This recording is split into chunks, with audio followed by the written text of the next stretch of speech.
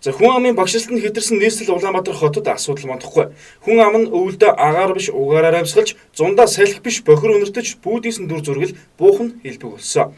Тэгвэл ногоон шар улаан гэдэг 3 шугууны улааныг нь улайсгаж, за дэлхийд даяар Улаанбаатар гэдгээрээ гайхуулаад байгаа.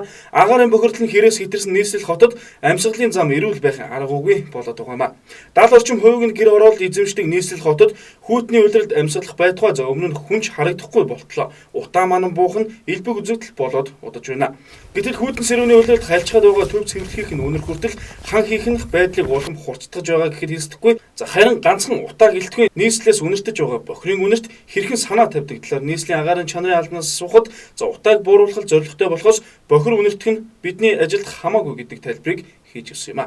За тэгэхээр өнөөдөр агаарын бохирдол гэдээ ярихаар бид хүн агаарын бохирдуулж байгаа бохирдуулагч хорт бодисуудыг ярих хэрэгтэй болдог. Тэгэхээр энэ хорт бодисуудыг юугаар хэмждэг гэхээр сойрын харуул гэд хэмждэг тусгаалсан автоматын багж байдаг байгаа. Энэхүү багжаараа бид хүн хэмжсэний одоо үндсэн дээр өнөөдөр агаарын бохирдол ийм хэмжээнд байна. Энэ бодис маань агаарын бохирдлыг эдгээр хэмжээнд одоо бохирдуулаад байна гэсэн ийм мэдээллийг бол иргэдэд хүргэдэг байгаа. Манай хол яг мэдээж агаарын чанар учраас агаарын чанар өнөөдөр хэр байгаа энэ тал дээр анхаарал тавьдаг. Тэгэхээр яг тэр усны одоо үнхий ч юм уу тэр тохиолдлыг бол яхаа ус сувг удирдах газар маань хариуцаад ингэ харин мэрэгжлийн хүнээс нь агаарт дэгдээд байгаа бохирын үнэр хүний биед хэрхэн сөрөг нөлөө үзүүлэх талаар асуухад дараах хариултыг бидэнд өгч байсан юм а. Хүний ер нь бицсэн гэдэг маань физиологийн сэргэцээ шаардлага л да. Энэ байнуудад өдөртөө 200 г утганд 1.5 литр шингэн ялгаруулж идэг тийм ээ. Энэ болгон ч өөрөө химийн байцаа аммиакын задрал явагддаг шивтрийн аммиак, индол, скатол, хөхөр тус төрөгч гэх мэт ингээд ийм хортой хийтэн хим байцууд бол ялгардаг. Эднэргээ мань эргээгээд одоо хүний бие организмд амьсгалын замаар дамжин өвчлөлийг үүсгэх тухайлх юм бол одоо төд мэдрэлийн тогтолцоо тэр өмнөхөд дотор байгаа хүн мансуурн одоо толгой бие гүцдэг тэр лутр удаан одоо суун гэж мэдээж байхгүй шүү дээ. Энэ мэт хорууд бол үзүүлдэг. Нийслэлийн иргэдийн тухайд бохирын үнэртэйгээ эвлэрчгсэн за төв цэвэрлэхийг хурдхан засч энэ үнэрийг байхгүй болгож өгөх байх гэдэл итгээд явдаг тухайга бидэнд дуулгаж инхүү ярьж байлаа. Үнэр нь жоохон юу шүү дээ. Юу тэгэл 9 өнгөрөөг л гаад сургууль гарах бүр амар тангинал бүр амьсгалж авах гэж байдаг шүү дээ. Хойноос ирж байгаа салхинаас болж энэ үнэрийн асуудал төв зингэлдэх байгууламжийн үнэрийн асуудал маш ихээр үнэртдэг. Тэгээ ер нь бол байнга л үнэрч байгаа. Хойноосоо ер нь голцоо салхитай байдаг болохоор маш их үнэр танаар ихтэй. Тэгээ одоо үнэр нь бол одоо био сонсголон нисэх. Одоо тэгэл бараанаасаа салхидах юм зүүн тийшээ маш их үнэртэн хотын дөрөвгөөч үнэртдэг баг. Арай дэндүү байна. Нэг үг ярихад одоо үгүй манай Улаанбаатарын бүгдрийг мэдчихэж байгаа шүү дээ.